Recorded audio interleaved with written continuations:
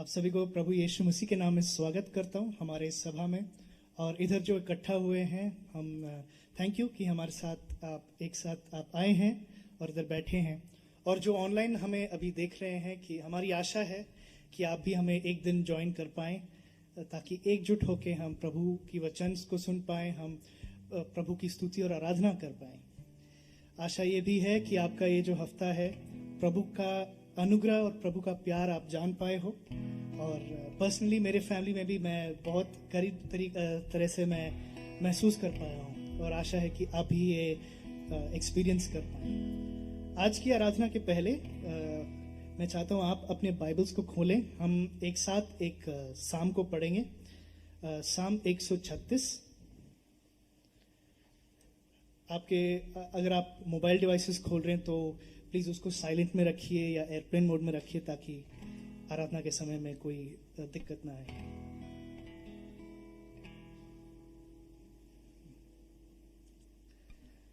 आप अगर खोल पाए हैं तो मैं पहले की 2 लाइन पढ़ूंगा और आप फिर उसके बाद बोल सकते हैं, और उसकी करुणा सदा की है। जो हमें ऑनलाइन देख रहे हैं, आप भी प्लीज़ पढ़ें, क्योंकि प्रभु की ओर हमारी आराधना एकजुट होके जाती है। सिर्फ सेंटर का अलग और घर पे अलग नहीं, प्रभु फुल टाइम आराधना सुनते हैं। यहोवा का धन्यवाद करो, क्योंकि वह भला है। जो ईश्वरों का परमेश्वर है, उसका धन्यवाद करो। जो प्रभुओं का प्रभु है, उसका धन्यवाद करो। उसको छोड़कर कोई बड़े बड़े आश्चर्य कर्म नहीं करता। उसने अपनी बुद्धि से आकाश बनाया। उसने पृथ्वी को जल के ऊपर फैलाया है।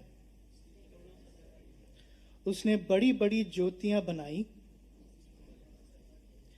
दिन पर प्रभुता करने के लिए सूर्य को बनाया, उसकी करुणा सदा की है। और रात पर प्रभुता करने के लिए चंद्रमा और तारागण को बनाया, उसकी करुणा सदा की है। आइए हम गाना गा के प्रभु की स्तुति आराधना करें। जो सेंटर में है, आइए खड़े हो जाइए। और जो स्क्रीन पे देख रहे हैं, आई होप कि आप अपने मोबाइल डिवाइसेस को एक साइलेंट मोड में करें, कि कोई डिस्टर्बेंस ना हो। और अगर आप लेटे हुए हैं तो कृपया अपने सीट पे अलर्ट होके बैठें। आराधना का समय है।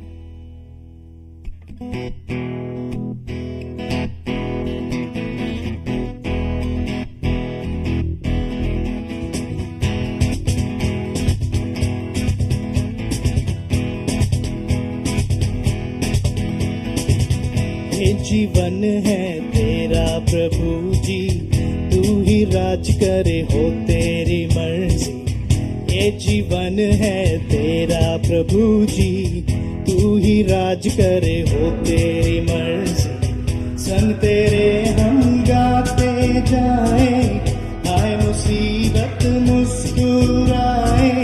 संग तेरे हम गाते जाए, आए मुसीबत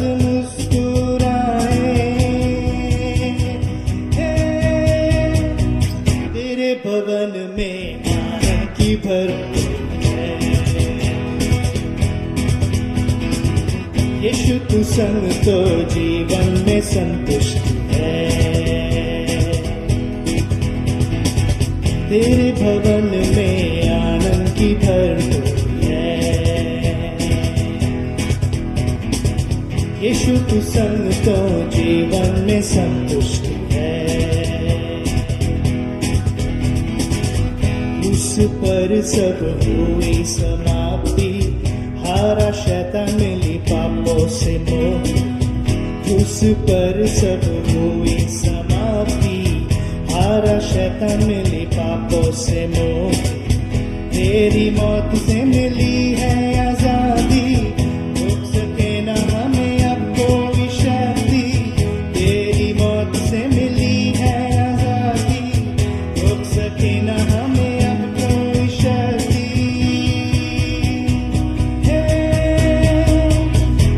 भवन में आनंद की भरपूर है। यीशु तू संग तो जीवन में संतुष्टि है। तेरे भवन में आनंद की भरपूरी है। यीशु तू संग तो जीवन में संतुष्टि है। भरपूरी भरपूरी आनंद की भरपूरी। अब आप गाएं। पूरी आनंद की संतुष्टि संतुष्टि यीशु में संतुष्टि। भरपूरी भरपूरी आनंद की भरपूरी। संतुष्टि संतुष्टि यीशु में संतुष्टि। एक और बार गाएंगे हम भरपूरी। ओ भरपूरी भरपूरी आनंद की भरपूरी। संतुष्टि संतुष्टि यीशु में संतुष्टि। मेरा प्याला उमड़ उमड़ के भरे। मेरा जीवन यीशु की खुशी से भरे। मेरा प्याला उमड़ उमड़ के भरे। मेरा जीवन यीशु की खुशी से भरे। तेरे भवन में तेरे भवन में तेरे भवन में आनंद की भरपूरी। यीशु तू संग तो जीवन में संतुष्टि है। तेरे भवन में आनंद की भरपूरी है। यीशु तू संग तो यीशु तू संग तो यीशु तू संग तो जीवन में संतुष्टि है। क्यों ना हम एक दूसरे को देखकर उनको ग्रीट करें, उनको हाय हेलो बोलें। हो सकता है आप हफ्ते बाद मिले हो सकता है आप कोरोना के बाद आप पहली बार मिल रहे हो। एनकरेज करें। प्रभु के साथ ही संतुष्टि है। प्रभु के भाई बहन के साथ ही संतुष्टि है।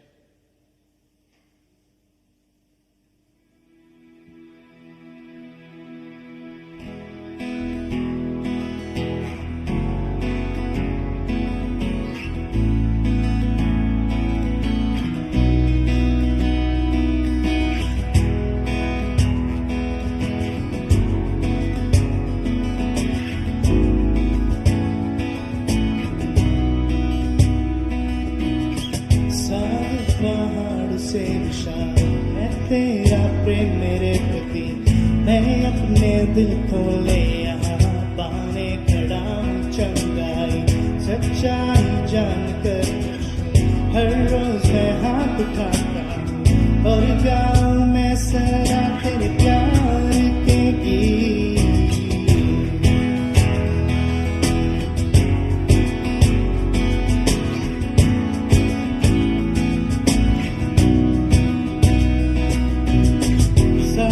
पहाड़ से विशाल है तेरा प्रेम मेरे प्रति मैं अपने दिल को ले यहाँ पाने खड़ा हूँ। चंगाई सच्चाई जानकर खुश हूँ। हर रोज मैं हाथ उठाता हूँ और गाऊं मैं सदा तेरे प्यार के गीत। तेरे प्यार के गीत मैं गाऊं। तेरे प्यार के गीत मैं गाऊं। तेरे प्यार के गीत मैं गाऊं। तेरे प्यार के गीत मैं गाऊं।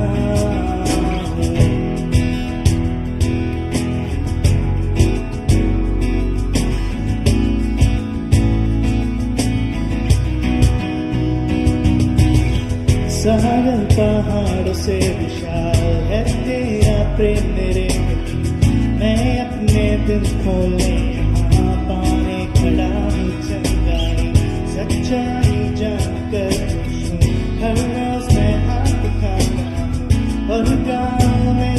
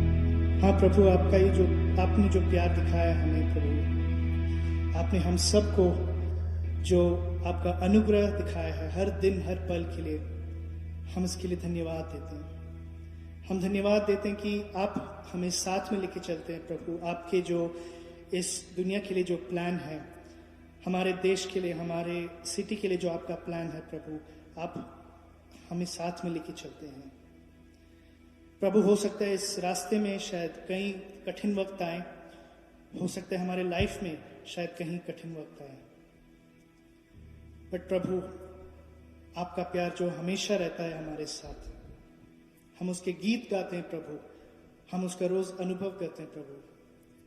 अगर हम उसको याद ना करें प्रभु, हम पश्चाताप करते हैं, क्योंकि सिर्फ आप ही हैं जिसके बारे में गीत योग्य है।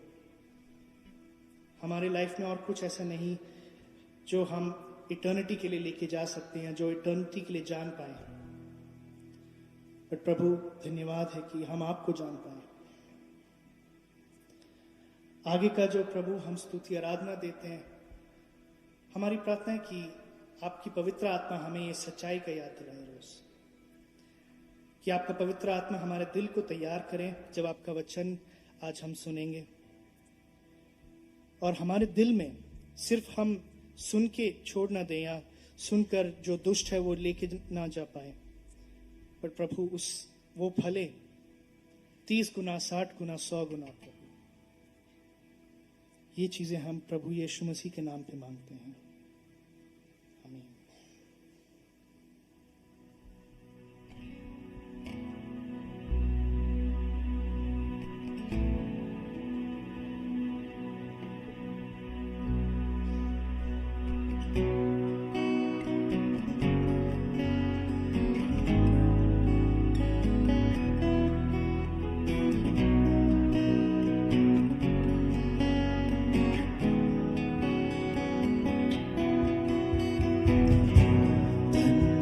तेरा नाम बहुतायकीन में, परिपूर्णता में, धन्य तेरा नाम,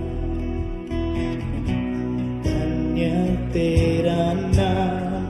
बंजर हालातों में, जंगल के रास्ते, धन्य तेरा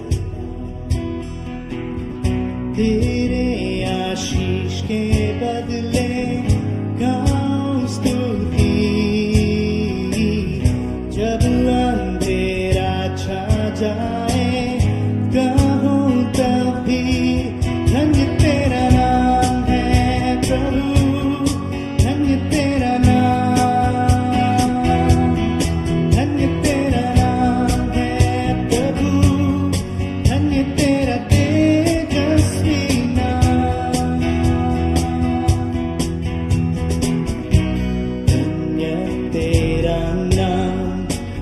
सूरज सुहाना हो, जब सब कुशल मंगल हो, धन्य तेरा नाम,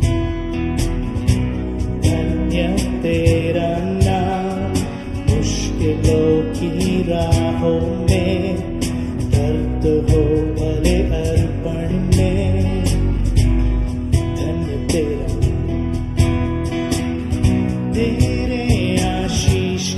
बदले गाऊं स्तुति,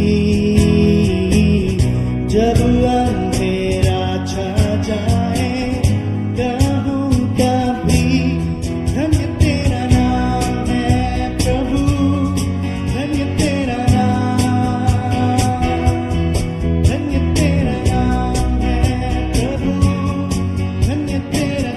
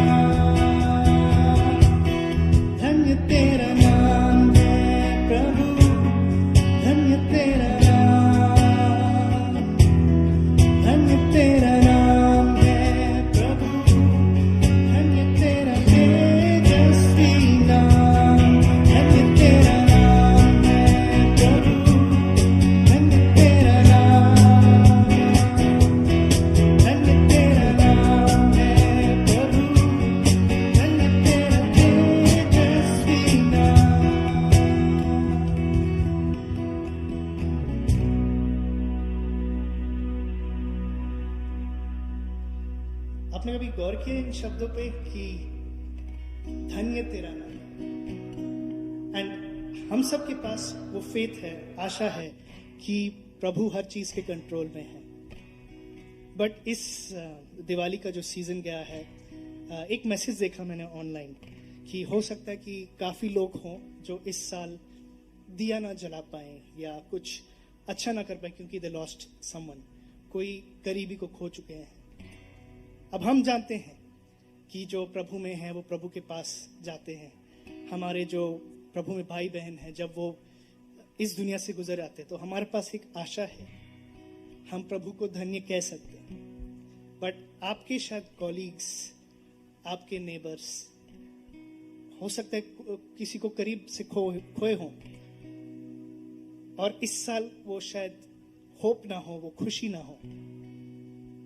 बट हमारे पास जो होप है ये हम शेयर कर सकते हैं। एंड जितनों ने दिए जलाए हैं काफी खुशी का माहौल है, बट सो मेनी उनके पास कोई खुशी का रीजन नहीं है। हमारे पास जो रीजन है, no one else has that reason, और किसी के पास ये एक होप, आशा की किरण नहीं है जो हम शेयर कर सकते हैं। अगला जो गाना हम गाएंगे, एक गाना है, शायद आपने पहले भी गाया होगा इस सभा में, बट इसे शायद हम याद कर पाए कि प्रभु जैसा कोई नहीं, और होपफुली हम किसी के साथ ये आशा शेयर कर पाए।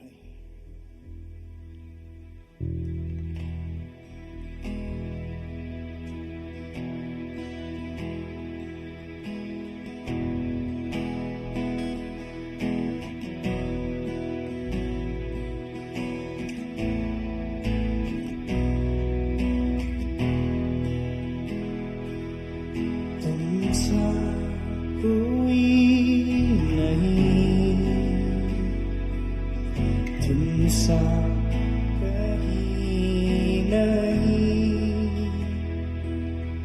अब है पूरा यकीन, तुमसा कोई नहीं। आइए फिर से गाएं। तुमसा कोई नहीं, तुमसा कहीं नहीं,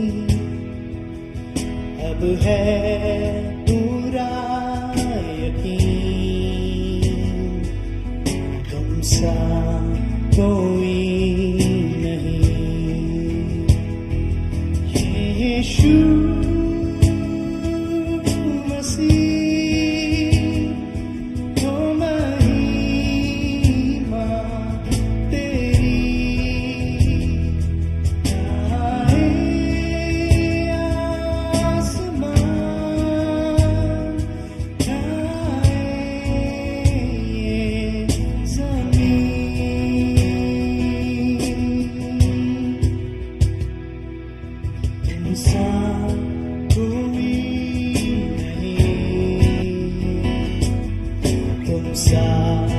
कहीं नहीं,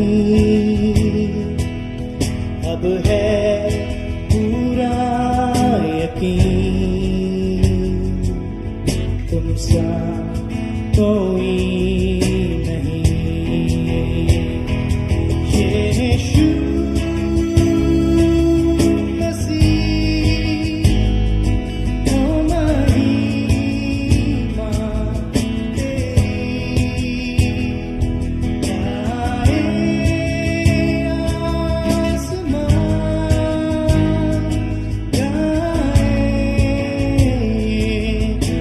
me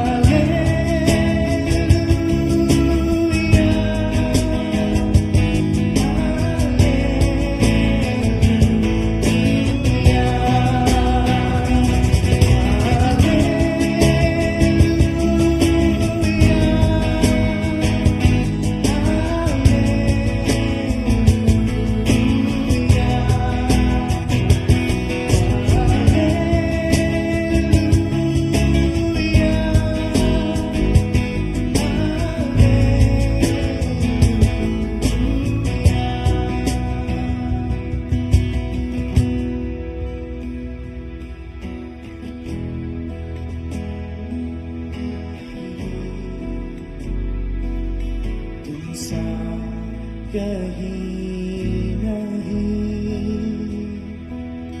अब है पूरा यकीन, तुमसा कोई नहीं। मैं प्रकाशित वाक्य के 15 अध्याय से और उसका 3 और 4 पद। हे सर्वशक्तिमान प्रभु परमेश्वर, तेरे कार्य महान और अद्भुत हैं। हे युग युग के राजा, तेरी चाल ठीक और सच्ची है। हे प्रभु, कौन तुझसे न डरेगा और तेरे नाम की महिमा न करेगा, क्योंकि केवल तू ही पवित्र है। सारी जातियां आकर तेरे सामने दंडवत करेंगे, क्योंकि तेरे न्याय के काम प्रकट हो गए हैं। हम इसी आराधना में आइए हम अपने भेंट प्रभु के सामने लेके आते हैं। और अगर आप ऑनलाइन देख रहे हैं तो एक QR कोड आएगा, बट इस समय को आप इस्तेमाल कीजिए प्रार्थना करके प्रभु के सामने आप लेके आने के लिए। और जो इधर हॉल में है, एक बाहर शायद एक बॉक्स रखा होगा, ताकि उस टाइम पे आप जाते वक्त आप अपनी टाइड्स एंड ऑफरिंग्स दे सकते हैं। तो अभी जाते वक्त ओके, ठीक है, अभी आप सबमिट कर दीजिए।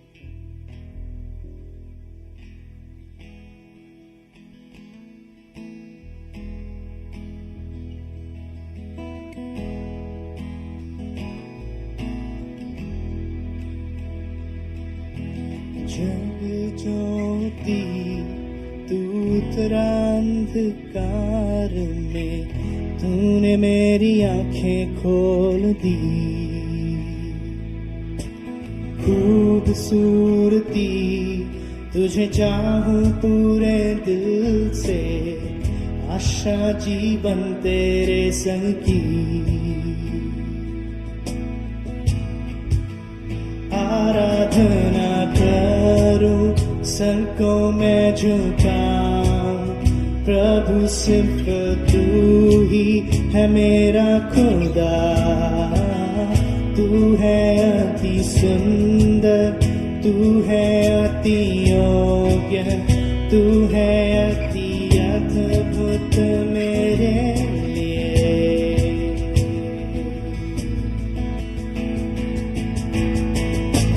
राजा अनंत, तू सबसे है ऊंचा, महिमा में विराजमान। नम्र होकर आया, जिस संसार को बनाया उसने, प्रेम के खातिर हुआ गरीब। आराधना करूं, सर को मैं झुकाऊं, प्रभु सिर्फ तू ही है मेरा खुदा। तू है अति सुंदर, तू है अति योग्य, तू है अति अद्भुत मेरे लिए। आराधना करूं, सर को मैं झुकाऊं, प्रभु सिर्फ तू ही है मेरा खुदा। तू है अति सुंदर, तू है अति योग्य, तू है अति अद्भुत मेरे लिए।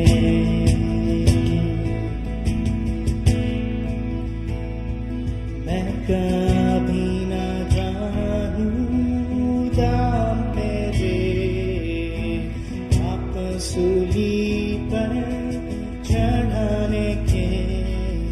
मैं कभी न जानूं दाम मेरे, आप सूली पर चढ़ाने के।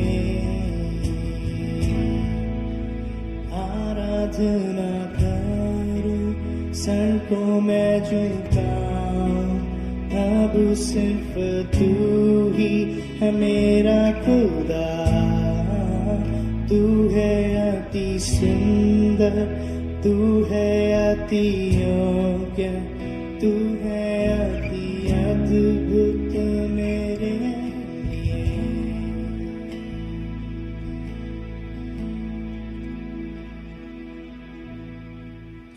प्रभु, हम नम्र दिलों के साथ आपके सामने आराधना रखते हैं। हम अपने दिलों को रखते हैं प्रभु, कि आप अपने वचन से इन दिलों को सींचें और फल लाएं प्रभु। ऐसा फल जो और किसी बेसिस पे ना हो प्रभु, सिर्फ आपके पवित्र आत्मा के कार्य से हो। ये चीजें हम प्रभु यीशु मसीह के नाम पे मांगते हैं, आमीन। आप सब बैठ सकते हैं। सभी को जय मसीह की। अच्छा, ऊपर भी काफी सारे बैठे हैं। कैसे हैं आप लोग? God bless you. वचन में जाने से पहले प्रार्थना करेंगे और ये समय होगा कि हम ये जानकर प्रार्थना करें कि एक हम झूठे नहीं सच्चे प्रभु को मानते हैं, जो पवित्र है और जो प्रेजेंट है,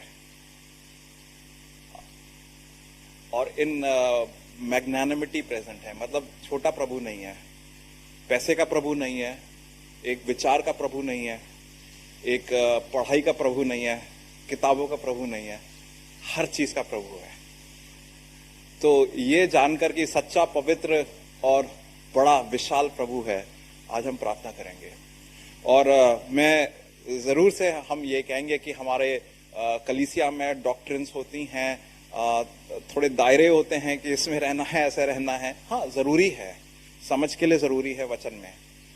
मगर एक बच्चा जब माँ के पास जाता है तो उसकी आंख के साथ नाक भी बहती है, और माएँ होंगी तो उन्होंने बच्चे की हर किस्म से पॉटी भी साफ करी होगी, सुसु भी साफ करी होगी।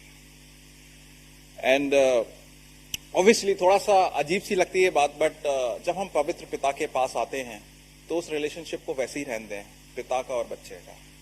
और आज हम जब प्रार्थना करेंगे तो अपने पिता से हम वो मांगे, वो चीजें की मांग रखें। हाँ, मांग, कोई ट्रांजैक्शन नहीं है, ना कोई एटिकेट्स का रिलेशनशिप है कि अच्छा बन के रहे, नहीं। पिता है, पिता के सामने जैसे बच्चा आता वैसे आएंगे। और जो मन में है, जो मन में व्याकुलता है, जो मन में इस समय हमें असंतुष्टि है, उसको सबको सामने रखेंगे। आइए मैं प्रार्थना करूंगा इस समय, और इस समय हर किस्म से प्रार्थना करेंगे। चंगाई की प्रार्थना करेंगे, शारीरिक चंगाई की प्रार्थना करेंगे, आत्मिक और मानसिक स्टेबिलिटी की प्रार्थना करेंगे, और आत्मिक रीति से भरपूरी की प्रार्थना करेंगे। और इस समय आप अपना ध्यान सिर्फ प्रभु के समक्ष रखें और प्रभु के सामने आए, फिर वचन में जाएंगे। प्रभु जी, धन्यवाद देते हैं आज की वर्शिप के लिए, आज की भाई बहनों के लिए प्रभु जी।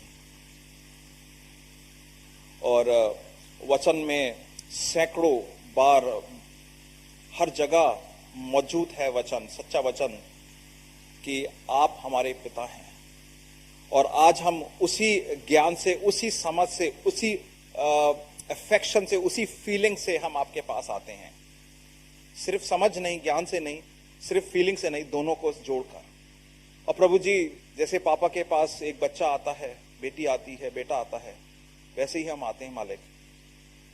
और इस समय हम उस अवस्था में आते हैं जहां पर हम, हो सकता है, दुनिया से हार गए हों, अपनी परिस्थितियों से हार गए हों। आने वाला कल जो है, हो सकता है हम आने वाले कल में जाना ना चाहते हों। आज हम सिर्फ संडे को ही रहने चाहते हैं। हम नहीं चाहते कि इस संडे की शाम मंडे में परिवर्तित हो, हम चाहते हैं कि संडे संडे ही रहे।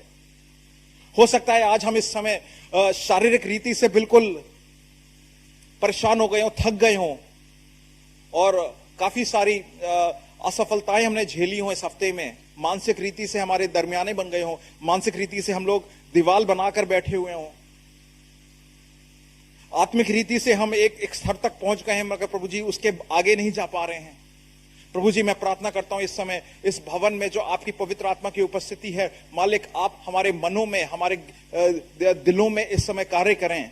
और स्नेह का हाथ दें, दया का हाथ दें प्रभु जी, ताकि हमारी आत्मिक आंखें खोलें, मानसिक रीति के कान खोलें प्रभु जी, और हम जान सकें कि आपकी उपस्थिति में है यहां पर, महसूस कर सकें, जान सकें कि आप हैं यहां पर प्रभु जी।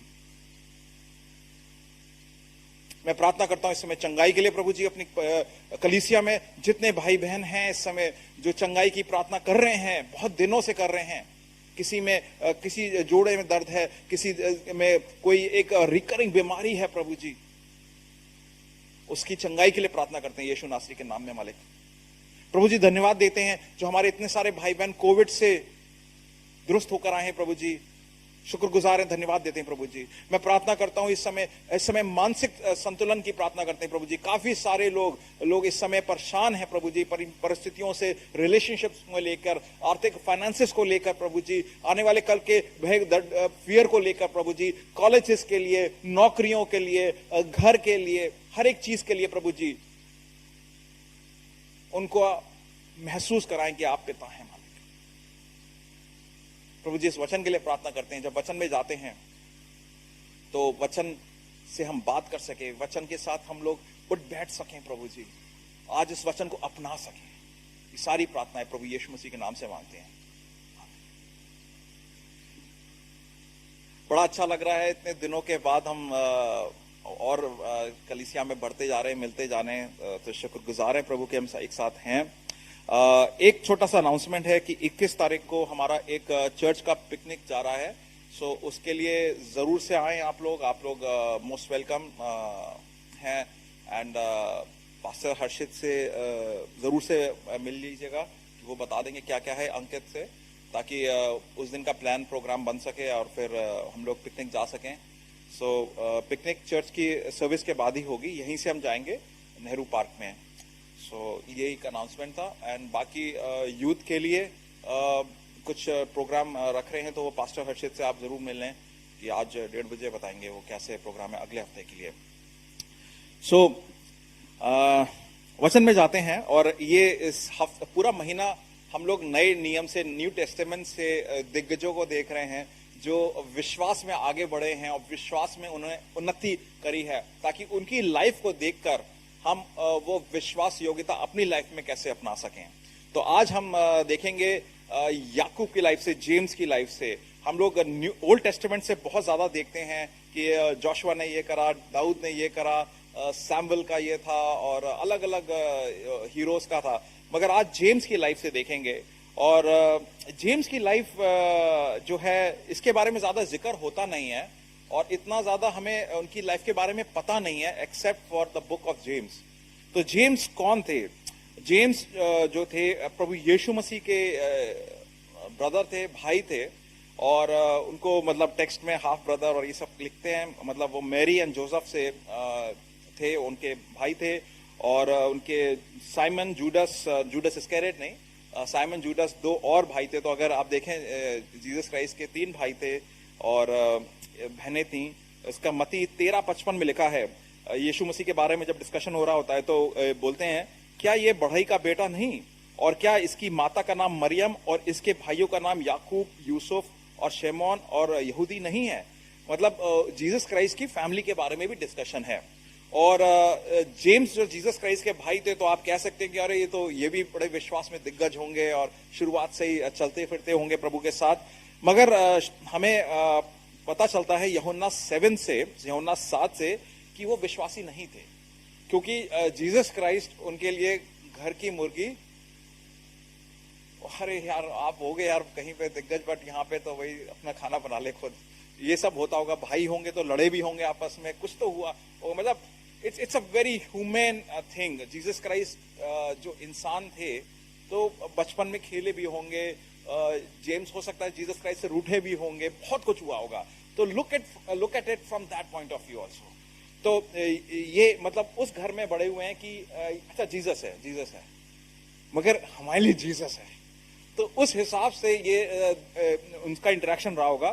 तो यूहन्ना 7 में लिखा है वो विश्वासी नहीं थे, मतलब यीशु मसीह को जानते थे, भाई था, मगर वो विश्वास नहीं करते थे कि वही उद्धार करता है, he is the saviour of the world. By the way church में हम लोग बहुत दिनों से हैं, उद्धार करता, सेवियर, ये वर्ड्स ऐसे हो गए यार, जरा भी कुछ फर्क ही नहीं पड़ता है। और अगर ये वर्ड नहीं बोलोगे तो यार ये कैसे चर्च के लोग हो तुम, यार तुम्हें वर्ड्स भी नहीं आते चर्च वाले। ये वो वाली चीज है। उस घर में रह के मतलब जीसस के साथ इतनी ज्यादा फैमिलियरिटी थी कि ठीक है यार। तो ऐसी फैमिलियरिटी को काटने के लिए बड़े लेवल का हाई ऑक्टेन स्टफ टाइप आपका फेथ शैटरिंग, मतलब आपकी जो वो जो मन में एक बंधन है उसको तोड़ने का, उससे भी बड़े लेवल का एक विजिटेशन चाहिए था प्रभु का।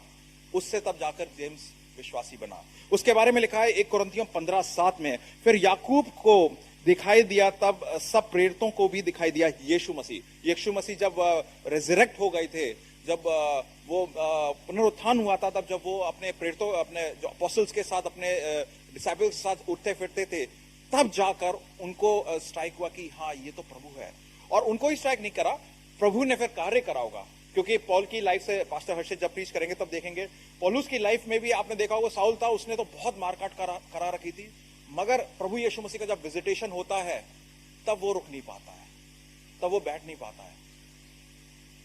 तो यही चीज जेम्स के साथ भी हुई होगी। और गलेशियंस 2:9 में लिखा है कि जेम्स जो था फिर आने वाले समय में यरूशलेम के चर्च का एक बहुत बड़ा स्ट्रांग पिलर बना, खंबा बना। और एक तरीके से वो मतलब चर्च लीडर ही नहीं, काफी विख्यात चर्च लीडर था। क्योंकि एक एक्ट्स 9:15 में एक काउंसिल होती है जेरूशलेम की, उसमें वो चेयरमैन था काउंसिल का, और उसके सामने पौलुस और पीटर ये लोग अपनी अपनी डॉक्ट्रिन्स रखते हैं और वो अप्रूव करता है। तो मतलब हमें बाइबल से तो लगता है कि पॉल और पीटर, बट स्टेटस वाइज देखा जाए ये काफी मतलब he was like the chairman of the denomination, वैसे टाइप के स्थिति पे थे। तो आप समझ सकते हैं कि उनका जो राइज था कैसे हुआ था। एक चीज नोट करने की है, उस समय एस्टैब्लिश चर्च नहीं था। अगर एस्टैब्लिश चर्च नहीं था तो चर्च की कुछ चीजें बनी हुई नहीं थी, जो भी चीज था स्क्रैच से स्टार्ट हुआ था, बिल्कुल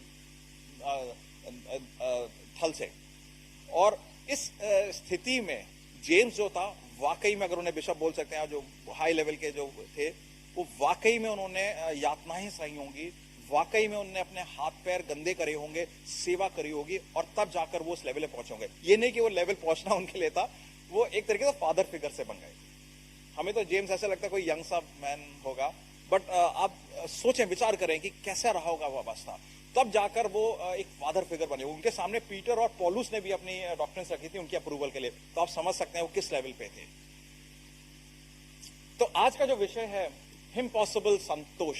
इम्पॉसिबल नाम तो सुना होगा आपने, मगर उसमें अगर प्रभु जुड़ जाते हैं इम्पॉसिबिलिटी में आपके, इम्पॉसिबिलिटी जो है वो ट्विस्ट हो जाती है और वो प्रभु की तरफ से संभवता बन जाती है, इम्पॉसिबल हो जाता है। और आज की तारीख में हम इस सिचुएशन में जी रहे हैं इस दुनिया में कि सब चीजें इम्पॉसिबल नजर आती हैं, और उस इम्पॉसिबिलिटी में संतोष कैसे मिले, वो आज हम देखेंगे याकूब जेम्स की लाइफ से। और जैसे शुरुआत में देखा, माएँ बैठी होंगी यहाँ पर हैं, और बच्चे आपने गोद में संभाले हैं, बच्चे आज बड़े भी हो गए हैं। मगर आप वापस उस समय जाएं जब बच्चा गोद में था। हमारे बच्चे भी बड़े हो रहे हैं, और हम यही बात करते हैं, यार तुम छोटे ही अच्छे थे, अब तुम सवाल जवाब करते हो और अपना दिमाग भी ज्यादा चलाते हो। खैर एनीवे, छोटा जब बच्चा होता है माँ के उसमें, तो ऑब्वियसली उसे किसी चीज की परवाह नहीं होती है, क्योंकि उसे बस मालूम है कि मैं माँ की गोद में हूं, और माँ की गोद सबसे सेफ संतोष जगह है।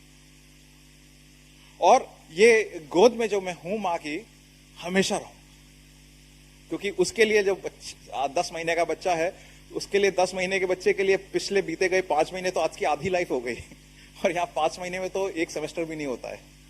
तो आप ये सोचिए कि वो सोचता है बच्चा कि हाँ हमारा तो पूरा लाइफ कंसिस्टेंटली बने रहेंगे। तो आज हम वचन से यही देखेंगे कि जो लाइफ में इम्पॉसिबल सिचुएशंस आती हैं, वो कैसे मेरे और आपके लिए अपॉर्चुनिटीज बनती हैं संतोष पाने के लिए, कंटेंटमेंट पाने के लिए। तो आज आप विचार करें कि आपकी लाइफ में ऐसी इम्पॉसिबल सिचुएशन क्या है। हो सकता है फाइनेंसेस को लेके हो सकता है आपकी शारीरिक प्रॉब्लम्स को लेके हो, और मैं don't get me wrong, I am not going to preach कि आज आप 100 रुपए दें तो 1000 रुपए कल सवेरे मिल जाएंगे आपको, या आज ये प्रार्थना करें तो आप कल वो हो जाएं। होने को बहुत कुछ हो सकता है, but I am not going to teach you the false doctrine, गलत होप नहीं, मगर सही प्रभु के सामने लेके जाएंगे जहां पर सब चीज संभव है। हो सकता है आज आप रिलेशनशिप में व्याकुल हों कुछ लेकर कि रिलेशनशिप में आगे क्या होगा, क्या नहीं हो सकता है, या इतना सब करा था ये टूट गया, ये हुआ वो हुआ, या जॉब को लेके कर सकते हैं कि जॉब्स में हमने इतनी मेहनत करी, अपना काम स्टैब्लिश करा, मगर ओवरनाइट कुछ और हो गया या कुछ और सिचुएशन बन रही है। और ऐसी बहुत सारी सिचुएशंस, कॉलेज में पीयर प्रेशर कि मुझे इस टाइप का बनना है, इस टाइप की तरीके से बात करनी है, इस टाइप का पहनावा करना है, इस टाइप की तरीके से एक्ट करना है, तभी मैं एक्सेप्ट होऊंगा, पैसे वाले और ये और स्टाइल वगैरह। इम्पॉसिबल सिचुएशंस हैं, और इन सिचुएशंस में मैं और आप प्रभु में कैसे संतोष पाएं, और संतोष पाए ही नहीं, साथ साथ वो संतोष में कंसिस्टेंटली बने रहें। तो इन दो चीजों को देखेंगे कि इस इम्पॉसिबल सिचुएशन में प्रभु की इम्पॉसिबिलिटी संतोष कैसे मिले, और उसमें हम पूर्ण कैसे हों, क्योंकि वही तो हमारा मकसद है, पूर्ण कैसे हों, कंप्लीट कैसे हों, और कंसिस्टेंट कैसे बने रहें। तो पूर्ण कैसे रहें और लगातार पूर्ण कैसे बने रहें, कंप्लीट कैसे हों और कंसिस्टेंटली कंप्लीट कैसे हों। तो वचन में चलेंगे और हम यूहन्ना जेम्स की लाइफ से देखेंगे कि जेम्स ने भी इस टाइप की प्रॉब्लम्स फेस करी होंगी। जेम्स जो था पहले प्रभु को मानता नहीं था, मगर फिर प्रभु में आ गया। उसके बाद उसके लाइफ में काफी सारी प्रॉब्लम्स रही होंगी।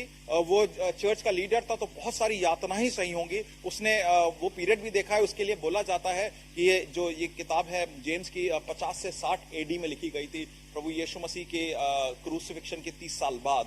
और एक एक्स्ट्रा बिब्लिकल रिकॉर्ड्स हैं, बाइबल के थ्रू नहीं है। 62 BC में, मतलब प्रभु यीशु मसीह के क्रूस चढ़ाने के लगभग 30 साल बाद उसको वीरगति प्राप्त हुई थी। मार्टेडम मतलब उसको मारा गया था। वो अपोस्टल था, यीशु मसीह का भाई था, तो ये सारी चीजें गोइंग अगेंस्ट हिम। तो उसको पता नहीं कैसे मारा होगा, पत्थर से मारा होगा या लिंच करा होगा पब्लिकली, या उसे भी क्रूस पे चढ़ाया होगा, क्या जो भी तरीके से उसको मतलब वो नेचुरल डेथ नहीं मारा था, उसको मर्डर हुआ था उसका। सो ये सारी चीजें उसने देखी हैं। तो अगर जेम्स की लाइफ से हम देखें, हमारी लाइफ को कंपेयर करें, तो देख सकते हैं कि जेम्स पहले विश्वास नहीं करता था प्रभु में, विश्वास में आया, और विश्वास में आया तो उसने काफी सारी प्रॉब्लम्स झेली। उसके बाद उसने जेम्स की किताब लिखी। और जेम्स की किताब जो है, it's not a heavy doctrine word, मगर ये किताब जो है अंदर की सच्चाई को बाहर दर्शाता है और उसको प्रैक्टिस में लाता है। तो अंदर की जो विश्वास की सच्चाई है आपकी और मेरी, इसको हम नई नियम का कभी कदा प्रोवर्ब्स भी बोलते हैं, जो अंदर जो हमारी दिल की सच्चाई है उसको सिर्फ दिल में नहीं रखते हैं, उसको सिर्फ चुप नहीं रहते हैं, उसको हम एक्ट आउट करते हैं, लिव करते हैं। बहुत सारी चीजें लिखी हैं। आप वो छोटी सी किताब है, आप पढ़ेंगे तो आप कहेंगे यार कितना सारा मटेरियल है इस किताब में। तो आज सिर्फ दो पहलू को देखेंगे कि इस प्रभु की इम्पॉसिबिलिटी संतोष, जो इम्पॉसिबिलिटी संतोष है, उससे मेरी और आपकी लाइफ कैसे कंप्लीट होती है। उसके अलावा हमें कुछ नहीं चाहिए, तभी तो संतोष मिलता है। और कंसिस्टेंटली कैसे मिलता रहेगा।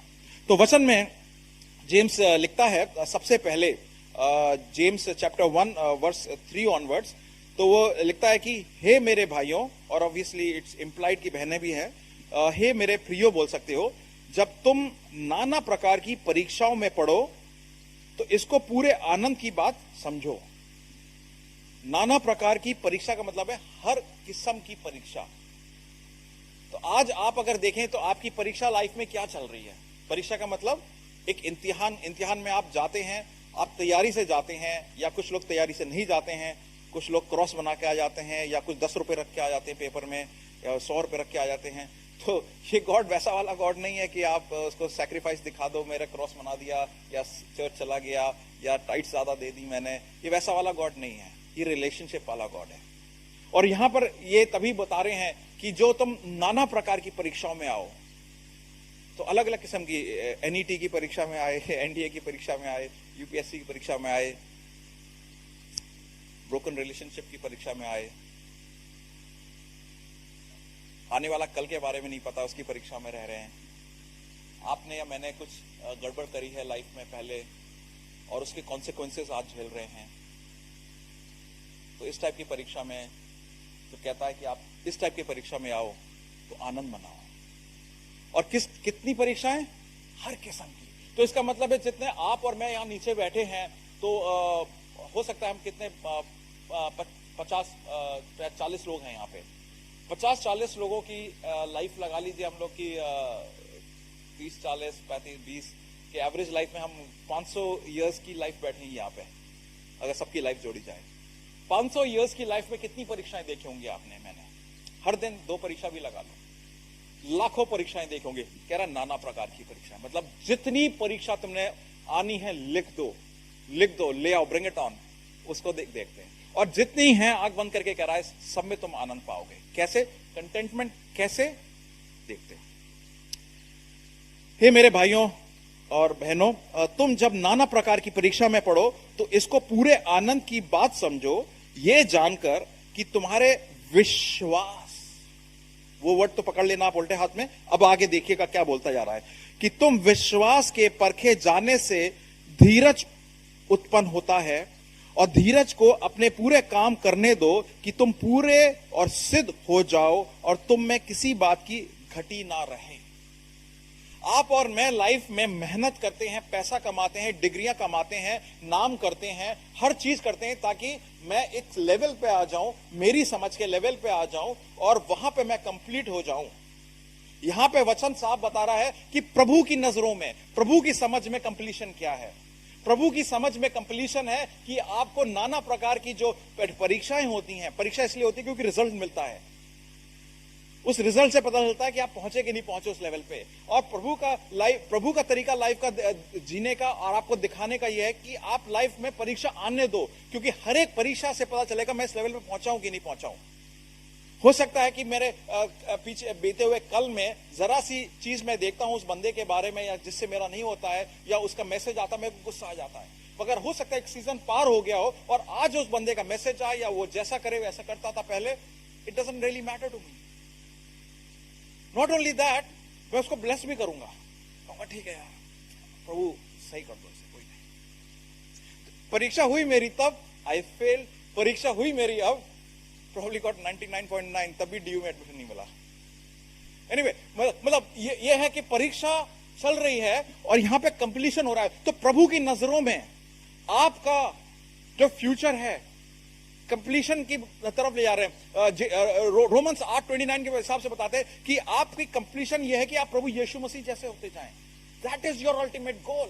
और वो चीज यहीं पे वचन बता रहा है कि प्रभु चाह रहे हैं कि आप परीक्षाओं के थ्रू जाएं और खुश हो जाएं, क्योंकि आपको पता चलता जाएगा कि मैं अब प्रभु यीशु मसीह जैसा होता जा रहा हूं। इस बार परीक्षा में पास हो गया, मगर यही परीक्षा कल आएगी, सर्कमस्टेंसेस ऐसे होंगे कि आप फेल हो जाएंगे। कोई बात नहीं है, अग्रसर बढ़ते रहो, कंसिस्टेंटली बढ़ते रहो। तो यहां पर वचन ये बोल रहा है कि आप परीक्षा में विश्वास में चलते जाएं और कंटेंट होते जाएंगे। फेल हो, पास हो, कीप मूविंग। तो आज आपकी लाइफ में जो भी परीक्षा आपने सोची होगी, आप उसमें सोचें कि मैं फेल हो रहा हूं, पास हो रहा हूं।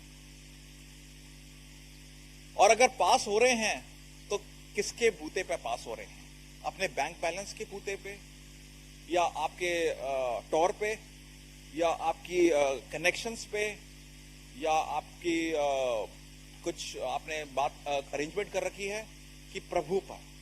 क्योंकि एक समय आ जाता है कि मैं सिर्फ हालेलुया करूंगा और कुछ नहीं कर पाऊंगा, क्योंकि अब मेरे पास करने के लिए कुछ नहीं है। भजन संहिता 51 में दाऊद कहता है कि प्रभु ये सब होता तो मैं दे देता आपको, मगर आपको तो टूटा हुआ दिल चाहिए। प्रभु को क्या दोगे यार? आप क्या टाइट्स दोगे? क्या उसके लिए भवन बनवाओगे? बनवाना है तो बनवा दो यार, बहुत अच्छा रहेगा, हमारे चर्च के लिए एक आध बन जाएंगे, और चाहिए भी ऐसे कर सकते, बहुत अच्छी बात है। It doesn't really matter to him. What matters to him is आप।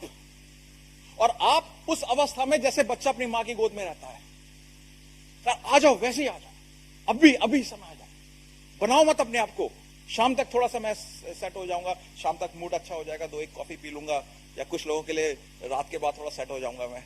No, doesn't really work that way। कहता जैसे हो, जिस समय हो, टूटे दिल पे हो, उसी समय आ जाओ, टूटी स्पिरिट पे आ जाओ।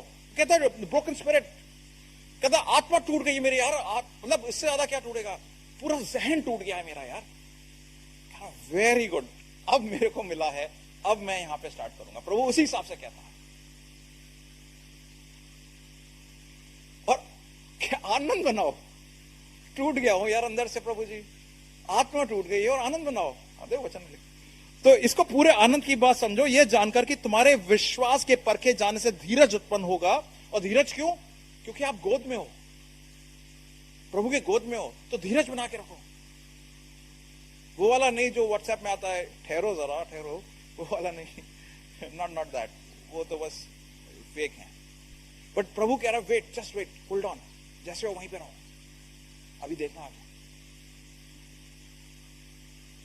क्योंकि आगे जेम्स 1:5-8 में लिखा है, पर यदि तुम में से किसी को बुद्धि की घटी हो, एकदम से उसने फ्लेवर बदल दिया, पैसेज का फ्लेवर बदल दिया, उसने एकदम टर्न ले लिया। अभी तक कह रहा है कि तुम धीरज रखो, परीक्षा चल रही है, सब चीज ठीक चल रही है। अब वो बता रहा है अब इसमें क्या करना है आपको। ये ध्यान से सुनिएगा प्लीज, आप लोग ध्यान से सुनिएगा। परीक्षा में अगर नहीं हो आप तो भी ध्यान सुनिएगा, क्योंकि 1 घंटे बाद आप पे कोई मैसेज आएगा व्हाट्सएप पे या ईमेल आएगी और परीक्षा चालू हो जाएगी आपकी। हो सकता है शाम को कोई मीटिंग बनाई हो, उसका मीटिंग में कहोगे यार ये तो वाला बात हुई नहीं जो मैं चाहता था, परीक्षा चालू हो जाएगी आपकी। तो प्लीज इसको ध्यान सुनिएगा। आगे लिखा है 1 यूहन्ना 1:5-8, ये मुझे और आपको करना है। तो प्रभु क्या करता है? प्रभु कहता है मैं तुम्हें आनंद दूंगा, परीक्षा भी होगी तो उसमें से भी निकालूंगा, मगर मुझे आपको क्या करना है? देखिए, यदि तुम में से किसी की बुद्धि की घटी हो, आई थिंक सभी को बुद्धि घटी है यहां पर, और कॉमन सेंस की भी घटी है। यदि तुम में से किसी की बुद्धि घटी हो तो परमेश्वर से मांगो, गूगल बाबा से नहीं।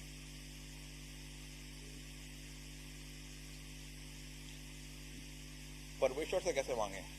रात को 9 बजे आके मांगे प्रेयर में नहीं। देखिए आगे क्या कहते हैं, यदि तुम में से किसी की, तो प्रॉब्लम क्या है यहां पर? लाइफ में परीक्षा चल रही है, ठीक है, परीक्षा चल रही है, एग्जाम दे रहे हैं, फेल हो रहे हैं, पास हो रहे हैं, कैसे करना है? कह रहा है बुद्धि मांगो। अब आप कह रहे हो यार बुद्धि मांगे तो गूगल से भी मांग सकते हैं, बैंक बैलेंस देखकर कह सकते हैं कि मैं कैलकुलेट कर सकता हूं, ये निकल जाएगा, ठीक है, दैट्स ओके, प्रभु ने दिया है। मेरे कनेक्शंस हैं तो इनसे भी बात करके कर सकते हैं, मगर क्या यहां पे ये बोल रहा है कि ये फर्स्ट रिसॉर्ट पहले कह रहा है प्रभु से मांगो, परमेश्वर से मांगो, जो बिना उल्हाना दिए सबको उदारता से देता है और उसको दी जाएगी, पर विश्वास से मांगो। तो विश्वास 2 बार आ गया। और कुछ संदेह ना करो, क्योंकि संदेह करने वाला समुद्र की लहर के समान है, जो हवा से बहता और उछलता रहता है। ऐसा मनुष्य ये ना समझे कि मुझे परमेश्वर प्रभु से कुछ मिलेगा। वो व्यक्ति दुचित्ता है और अपनी सारी बातों में चंचल है।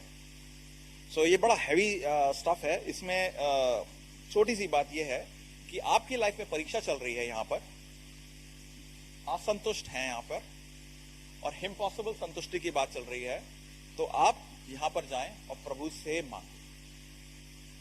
कैसे मांगते हैं प्रभु से? पास्टर के पास जाए, थोड़ी सी टाइट पकड़ाए और टोकन दे देगा वो, और फिर बाद में आके ले लेना, ऐसे। मगर हम तो ऐसे ही करते हैं ना, पास्टर प्रार्थना करवानी है,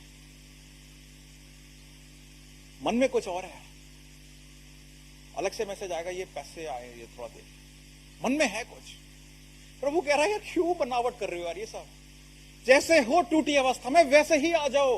वो पास्टर क्या करेगा, तुम्हारा चर्च में पैसे नाम देख के यहां नाम ही तो आ जाएगा, ऊपर आ जाएगा।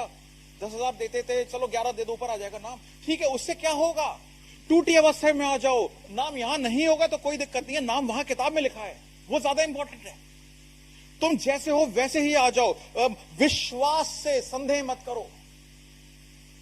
तो आज आप बताइए क्या चीज से जूझ रहे हैं, क्या इंपॉसिबल सिचुएशन है, आने वाला कल व्याकुल कर रहा है, आपको इंपॉसिबल लगता है, कैसे होगा? आने वाला कुछ कुछ चीजें जो है समझ में नहीं आ रही हैं, या पीछे करा हुआ कल जो है उसकी कॉन्सिक्वेंसेस झेलना पड़ेगा, उसका आने वाला मंडे मैं देखना नहीं चाहता हूं, ये सब चीजें हैं। हो सकता है ऐसी चीजें हो सकता है ऐसी चीजें ना हो, मगर जो मन में व्याकुलता है उसको मत रखिए, क्योंकि उस व्याकुलता से बीज उत्पन्न होगा पाप का। और इसी वजह से यहां वचन बोल रहा है कि आप उसको हटा दीजिए। कॉन्सिक्वेंसेस जो आएंगे वो प्रभु देखेगा, आपको बांध के रखेगा, गोद में रहोगे आप। मगर आप, प्रभु आज कह रहा है कि तुम संतुष्ट होकर कल जाओ। दैट डजंट मीन कि कल सिचुएशन चेंज हो जाएगी, that doesn't mean the consequences बदल जाएंगे, दैट डजंट मीन कि आपका जो आने वाला कल है बिल्कुल परिवर्तित हो जाएगा, जैसे बॉलीवुड की मूवी एंडिंग टाइप, वैसा नहीं। प्रभु कह रहा है लाइफ में तब भी जाओगे आप, मगर अब आप मेरी गोद में होके जाओगे, एंड वो है इम्पॉसिबल संतोष। और वहां से आप वीर बनते जाओगे, वहां से आप चीजों को हैंडल करना सीख जाओगे, वहां से आप एलिमेंट्री से मिडिल स्कूल आ जाओगे विश्वास के, मिडिल स्कूल से हाई स्कूल में जाओगे विश्वास के, उसके बाद यूनिवर्सिटी में जाओगे, उसके बाद पीएचडी करोगे। अच्छी आप बताइए, बच्चे पढ़ते हैं, आप लोगों ने पढ़ाई करी है, मेरी तो पढ़ाई बीच में ही रुक गई, उसके बाद समझ में नहीं आया, मगर आप लोग पढ़ते जा रहे हो, एग्जाम्स डिफिकल्ट होते जा रहे हैं, तो आप कैसे सोच सकते हो विश्वास हमारा अच्छा रहेगा? कैसे सोच सकते हो कि लाइफ मेरी कंफर्टेबल रहेगी विश्वास वाली?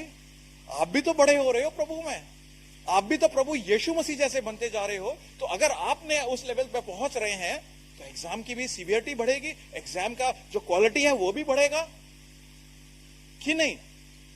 क्यों अभी भी नर्सरी वाले एग्जाम को देकर जिएंगे लाइफ आप प्रभु यीशु मसीह जैसी? That's what he is saying, कि आप प्रभु से मांगते रहो। और इस चीज को जरूर ध्यान रखें, क्या बोलता है जेम्स 4:3, इसको जरूर ध्यान रखना। याकूब 4:3 4:3, ये दिमाग में बैठा दीजिएगा। ये बड़ा प्यारी तरीके से लिखा है, तुम मांगते हो और पाते नहीं हो। ये सबसे बड़ी प्रॉब्लम है हमारी लाइफ में। प्रभु हमने प्रार्थना करी मगर आपने दिया नहीं, यही तो बोलते हैं, मगर मुंह से नहीं खोल के बोलेंगे। प्रभु को बोल रहा है तुम मांगते हो और पाते नहीं हो, क्यों? कोई पढ़ दे प्लीज, याकूब 4:3 जेम्स 4:3, क्यों? आंसर पढ़ दें प्लीज।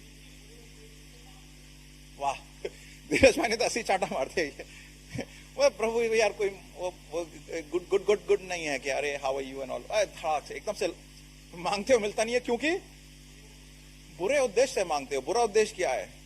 क्योंकि अपने आप को सेंटर में रख के मांगते हो। वो वाली बात है ना कि अर्थ सेंटर है, सन वगैरह सारे बात, अपने आप को सेंटर में रख के मांगते हो। आगे भी कुछ लिखा है?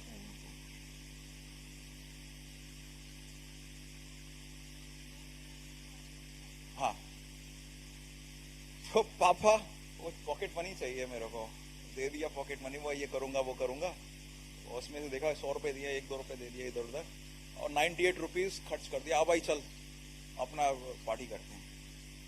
फिर पहुंच गए टूटी अवस्था में, ले वो प्रभु टूटी अवस्था आ गई है, तो ये क्या मजाक कर रखा है मेरे साथ? तो मांग रहे हो अपनी मंशा पूरी करने के लिए, यहां पे मांगो मेरी मंशा पूरी करने के लिए प्रभु बोल रहा है, और तुम देखो कहां से कहां पहुंचोगे। आज आइए हम लोग संतोषता की बात करते हैं, इम्पॉसिबल संतोष की बात करते हैं। आज हम प्रभु के हिसाब से मांगे, प्रभु के हिसाब से मैं अपनी फैमिली कैसे चलाऊं, प्रभु के हिसाब से मैं अच्छा हस्बैंड कैसे बनूं, प्रभु के हिसाब से मैं अच्छी वाइफ कैसे बनूं, प्रभु के हिसाब से लड़का मैं कैसा बनूं। अपने पापा को खुश करने के लिए नहीं, मम्मी को खुश करने के लिए नहीं, फैमिली के नाम के लिए नहीं, प्रभु के लिए कैसे होना चाहिए उस परिवार में। मेरी फाइनेंसेस प्रभु के हिसाब से कैसे चलें। प्लीज एक चीज को जरूर ध्यान रखिएगा, मेरे फाइनेंसेस चर्च के बजट और चर्च के नाम के लिए नहीं है, मेरे फाइनेंसेस प्रभु यीशु मसीह के लिए है। क्योंकि चर्च का बजट तो आपका पास्टर आपको मैनिपुलेट कर सकता है। Bye the way, I am not promoting DPF, यहां पर I am promoting Jesus Christ.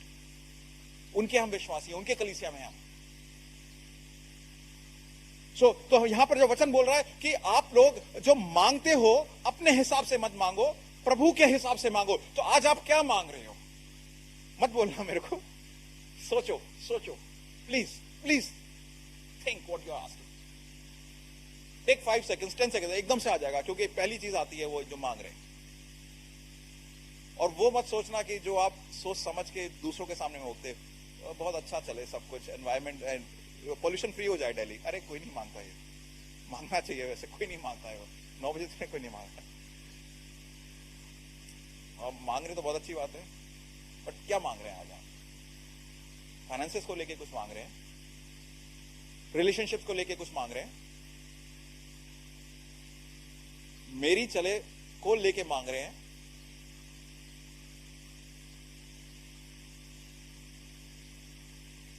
मुझे उस लड़की से शादी हो जाए मांग रहे हैं, मुझे उस लड़के से शादी हो जाए मांग रहे हैं, मुझे ये कॉलेज मिल जाए मांग रहे हैं, मुझे ये घर मिल जाए मांग रहे हैं, मुझे वो जॉब मिल जाए मांग रहे हैं,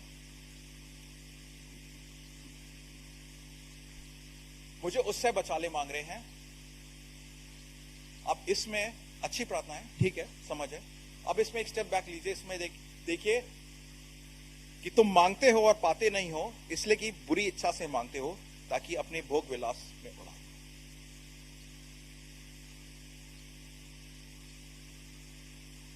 प्रभु कह रहा है अपने मंशा को, अपनी नियतों को, अपने इंटेंशन को देखें कि आपकी जो मांग है वो दिल की अंदर की पुकार की सच्चाई, दिल की सच्चाई बाहर दर्शाती है। What you are inside comes out in your prayer request. तो इसका मतलब नहीं प्रेयर रिक्वेस्ट प्लीज सच्ची तरीके से मांगिए, we'll work that out. मेरी भी मांग ऐसी होती है कि प्रभु आज ये वाली मोटरसाइकिल है, आज मेरे को BMW दे दीजिए। no, it's not wrong to ask, इसका मतलब गलत नहीं है मांगना, बट यहां जो वचन में लिखा है कि आप प्रभु की इच्छा के अनुसार मांगे। और जब आपको लाइफ में देखें चेंजेस आ रहे हैं तो विश्वास में आगे चलते हैं, टेस्ट विश्वास में ना, विश्वास में आगे चलते चलें और देखें कि प्रभु जी जो आप सिचुएशन देंगे मैं उसको एक्सेप्ट करूंगा, उसमें मैं वॉक करता हूं। तो इसमें दो चीजें आप बांधें। पहली चीज कि जब आप प्रभु के सामने आते हैं, कंटेंटमेंट के लिए ही तो आते हैं, संतुष्टि के लिए आते हैं। प्रभु यहां पर बता रहा है कि आपको लाइफ में कितनी भी इंपॉसिबल सिचुएशन है, संतुष्टि सिर्फ प्रभु में मिलेगी, पहली चीज। दूसरी चीज, जो कंटेंटमेंट है वो आपको प्रभु के हिसाब से पूरा करेगा, प्रभु के अनुसार। वो कंप्लीशन जो है प्रभु के अनुसार होगा, आपके हिसाब से नहीं होगा, दुनिया के हिसाब से नहीं होगा। तो आप उसको लेकर पूर्ति समझें। तो हो सकता है कि आज आप अपने आप को दुनिया के नजरों में फेलियर समझें। आज आप हो सकता है कि दुनिया के नजरों में आप कह सकें मैंने सब कुछ गलत हो गया। दाऊद भी फेलियर था बैतशेबा के इंसिडेंट के बाद, और अपने बच्चों को संभाल नहीं सका, उस इंसिडेंट के बाद वो फेलियर था। मगर प्रभु की नजरों में आप देखिए प्रभु ने उसको इस्तेमाल करा था वंशावली में यीशु मसीह की, और कोई नहीं, यीशु मसीह की। ऐसे इंसान को तो चर्च से भी निकाल देंगे हम। ऐसे इंसान को तो अखबारों में अभी तो वो तो पूरा केस बन जाएगा, और कुछ लोग तो इस पे कंडेम कर देंगे। ट्विटर के तो मतलब फॉलोइंग बढ़ जाएगी। मगर ऐसे इंसान को प्रभु ने अपने साथ रखा, क्योंकि वो पूर्णता से खुल के प्रभु के सामने आया, विश्वास में कि प्रभु आप मुझे माफ करेंगे और मुझे कल की उम्मीद दोबारा देंगे, और प्रभु ने दी। और आज भी उसका नाम से हम लोग उसका नाम से बातें होती हैं। तो आज आप प्लीज ये जानिए कि कंटेंटमेंट प्रभु में मिलेगा। हम लोग जब प्रभु भोज में जाते हैं तो ये जानिए कि याकूब 5:17 में कोई वचन पढ़ दे लास्ट प्लीज।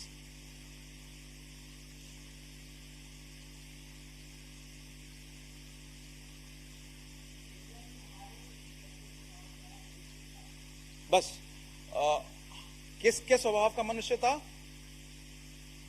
आप क्यों मेरे जैसे नॉर्मल नेचुरल आदमी था। मगर आप वचन में देखेंगे एलाइजा के बारे में तो बड़ी बड़ी भयंकर स्टोरीज लिखी हैं। मतलब he is known as the superstar of faith, और उसने क्या क्या नई चीजें दहाई हैं। तो जो धीरज भाई ने पढ़ा कि हमारे और आपके जैसा मनुष्य था, और उसका मेंशन जेम्स की किताब में लिखा है। तो जेम्स जो था उसने इम्पॉसिबल सिचुएशंस देखी, और उस इम्पॉसिबल सिचुएशन से उसने कहा कि प्रभु में अगर संतुष्टि पानी है तो उसके लिए आपको कुछ ऊपर नहीं बनना, आप जैसे हैं वैसे ही आ जाइए। तो आज जब अगर आप घर जाते हैं तो आप इस वचन से 3 चीजें लेके जाएंगे। पहली चीज कि जो आप जैसे हैं वैसे ही प्रभु के पास आए। आपको कुछ बनने की जरूरत नहीं है, या घटने की जरूरत नहीं है, या पोस्ट करने की जरूरत नहीं है। जैसे हैं वैसे ही आइए, वहां पर आपकी इम्पॉसिबल संतुष्ट है। सेकंड चीज, प्रभु से मांगे, दुनिया से नहीं मांगे, अपने आप से नहीं मांगे। और कुछ सिचुएशंस में हो सकता है हम लोग बेवकूफ बन जाते हैं, शैतान से मांग बैठते हैं। होता है हमारे साथ कि प्रभु के पास भी जाएंगे, शाम को बाबा के पास भी जाएंगे। कुछ हम लोग जो क्रिश्चियन बैकग्राउंड से हम तो मजाक उड़ाते हैं उस बातों का, पर होता है भाइयों बहनों। प्लीज, प्रभु यीशु मसीह है तो यीशु मसीह है, ये इसमें आपको वो बदलने की जरूरत नहीं है। और तीसरी और आखिरी चीज, कंसिस्टेंटली आपकी लाइफ में परीक्षाएं आएंगी, आप तैयार रहिए, उस परीक्षा से डरिए मत, क्योंकि आप प्रभु की गोद में हैं। प्रभु की गोद से जिस दिन बाहर जाएंगे वो परीक्षा में आप फेल हो जाएंगे, परीक्षा आप नहीं झेल पाएंगे। प्रभु की गोद में भी परीक्षा में फेल होंगे तो भी आप प्रभु की गोद में हैं। और प्रभु यही बोलता है, मेरे लिए बड़ी चीजें मत करो, बस ये रखो, मत्ती 7:22-23 के हिसाब से, कि दैट आई नो यू, मैं तुम्हें जानूं। वहां पे वचन में ये नहीं लिखा है कि आप प्रभु को जाने, प्रभु कहता है मैं तुम्हें जानूंगी। तो ये 3 चीजों को जरूर ध्यान रखिएगा। इस हफ्ते में हम लोग चलते हैं और परीक्षाएं देखेंगे, परीक्षा जो आती है उस परीक्षा को हम लोग सब देखेंगे। प्लीज प्रेयर पॉइंट्स पास्टर हर्षित को मुझे भेजिएगा, आंटी ब्योला को, हम लोग प्रार्थना करेंगे, साथ में परीक्षा देंगे। ऐसा नहीं है कि आंटी ब्योला पास्टर हर्षित तो मेरी परीक्षा नहीं होती, हमारी परीक्षाएं बहुत होती हैं, बहुत फेल होते हैं। और इसी फेलियर से समझ में आता है कि प्रभु के पास बने रहें। That is your and my success. हम लोग प्रार्थना करेंगे, उसके बाद प्रभु भोज में जाएंगे। प्रभु जी धन्यवाद देते हैं इस समय, और खासतौर से इस वचन के लिए कि हम लोग की परीक्षाएं जितनी भी हैं मालिक, उस परीक्षा को हम लोग डरे ना, उस परीक्षा से दूर ना भागें, या हमेशा अपना माहौल खुशनुमा ना बना के रखें, मतलब कि परीक्षा से दूर रहें। प्रभु जी, जो लाइफ में सिचुएशन आती है, हम ये लेके चलें कि एक विश्वास में मजबूत बनने का एक और अपॉर्चुनिटी है, और वो आप में ही बन के रहेगी।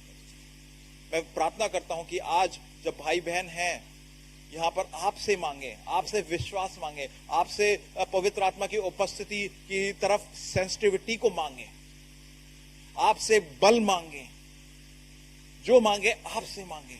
और जो दुनिया देता है प्रभु जी, हो सकता है दुनिया के द्वारा भी आप हमें प्रोवाइड करें, तो हम समझ सकें कि ये आपका प्रोविजन है दुनिया के द्वारा। और ये भी जान सकें प्रभु जी, जिस अवस्था में हैं हम उसी अवस्था में आपके पास आए। प्रभु जी, इस समय यहां पर कोई बहन या भाई टूटी अवस्था में है, परिवार में रिश्तों को लेकर, आने वाले कल से डर के, बीता हुआ कल जो आज आकर हमें डराता है, उन सब सिचुएशंस को प्रभु जी आपके हाथ में सौंपते हैं। प्रभु जी संतुष्टि दें, वो वाली संतुष्टि दें जो दुनिया नहीं आप दे सकते हैं। ये सारी प्रार्थनाएं प्रभु यीशु मसीह के नाम से मांगते हैं। प्रभु भोज में जब हम जाएंगे तो मैं वचन में पढ़ूंगा 1 कुरिन्थियों 11:24 से, और यीशु मसीह का ये वो वाला वाक्य है जब फिर तो अपने डिसाइपल्स के साथ बैठे हुए थे, और एक रात पहले जब क्रूस पे चढ़ाए गए थे, वो कहते हैं, धन्यवाद करके रोटी तोड़ी और कहा, ये मेरा देह है जो तुम्हारे लिए दिया जाता है, मेरी स्मरण के लिए क्या करो।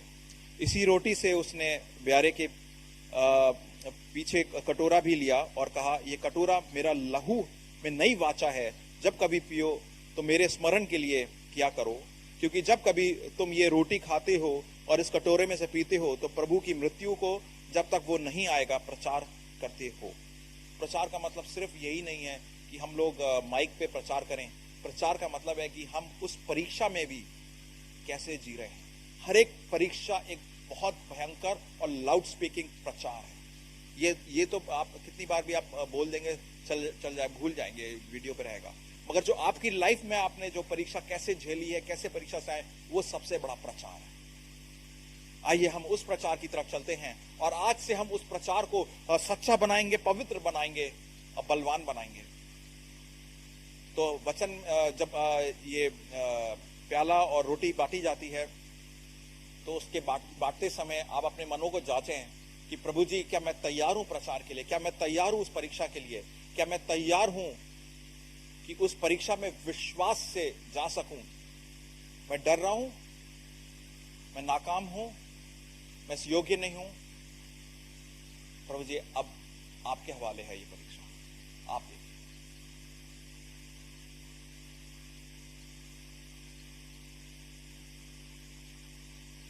ये समय होगा कि मनों के विचार को जांचें, किए गए हफ्ते के कार्यों को जांचें, बोले गए वर्ड्स, बोले गए चीजों को, उनको जांचें, मन की मंशाओं, इंटेंशंस को जांचें। क्या ये चीजें प्रभु के योग्य हैं? अगर नहीं है तो ये समय होगा, ये प्याला और रोटी लेने से पहले हम एक साथ मिलकर अपने आप इन सब चीजों को अंगीकार करें और कहें, प्रभु जी, पवित्र आत्मा की उपस्थिति में मुझे एक धार्मिकता का दोबारा से एक चोला पहनाओ।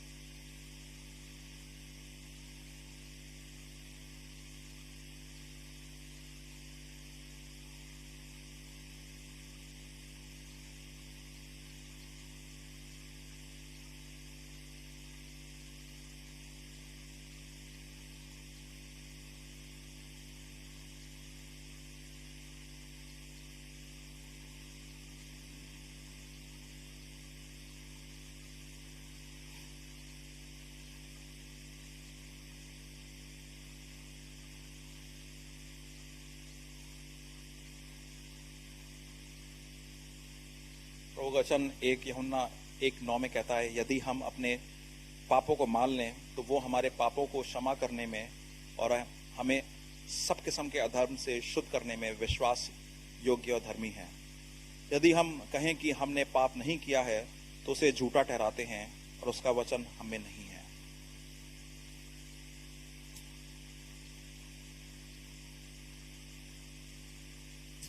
ये मौका होगा कि हम प्रभु के सामने अपने मनों को और अपने स्वरों को, मंशाओं को जांचें और अंगीकार करें और एक साथ रोटी और प्यालों को लेंगे।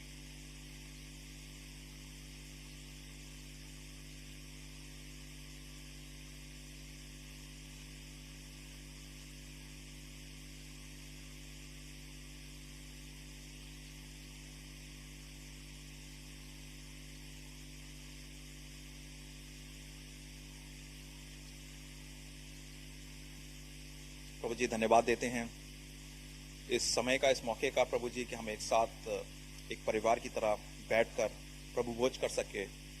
प्रभु जी, इस समय पवित्र आत्मा की उपस्थिति की तरफ हमारी सेंसिटिविटी बनी रहे प्रभु जी, और एक साथ बनकर हम ये प्रभु भोज को ग्रहण करें। प्रभु जी, इस समय हमारे मनों में व्याकुलता है, कुछ परीक्षाओं के प्रति, आने वाले कल के प्रति, बीते हुए कल के प्रति। प्रभु जी, मैं प्रार्थना करता हूं इन सबको, इन सारी परीक्षाओं को, इन सारी व्याकुलताओं को प्रभु जी हम आपके सामने सम्मुख छोड़ दें। हम लोग वो बच्चे बन जाएं प्रभु जी जो मां की गोद में बैठा रहता है और वहीं पे संतुष्टि पाता है, चाहे दुनिया में कुछ भी चल रहा हो, और उस हिसाब की संतुष्टि पाता है कि मैं इस गोद में ही बना रहूंगा, यहां से कहीं नहीं जाऊंगा या ना जाऊंगी। प्रभु जी, आपकी पवित्र आत्मा की उपस्थिति और हमारे मन जो इस समय है प्रभु जी, हमारे मनों को खोलें मालिक, हमारे दिलों को खोलें कि हम ग्रहण कर सकें पवित्र आत्मा की पूर्णता से उपस्थिति लेने के लिए, पवित्र आत्मा के दिए गए पीस के लिए, पवित्र आत्मा के दिए गए हर्ष के लिए प्रभु जी पूर्णता से ले लें।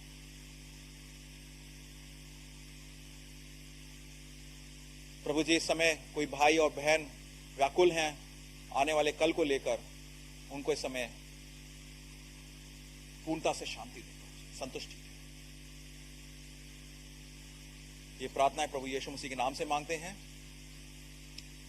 प्रभु यीशु मसीह का अनुग्रह, पवित्र पिता का प्रेम और पवित्र आत्मा की उपस्थिति अब से लेके अनंत, जब तक यीशु मसीह नहीं आते हैं, बनी रहे। आमीन। आप सभी का हफ्ता शुभ हो और ध्यान रखिएगा, परीक्षा से ना घबराएं, परीक्षा को आने दें। वो एक अपॉर्चुनिटी है आपके लिए और मेरे लिए प्रभु की गोद में बने रहने के लिए। वो ही मेरी और आपकी जगह है। सो प्लीज पास्टर हर्षित से, अंकित से, मेरे से भी आप मिल सकते हैं। आने वाले संडे के बाद वाला संडे 15 दिन बाद एक हम लोग पिकनिक करेंगे, तो उसमें जरूर शामिल हो, तो प्लीज बताइएगा।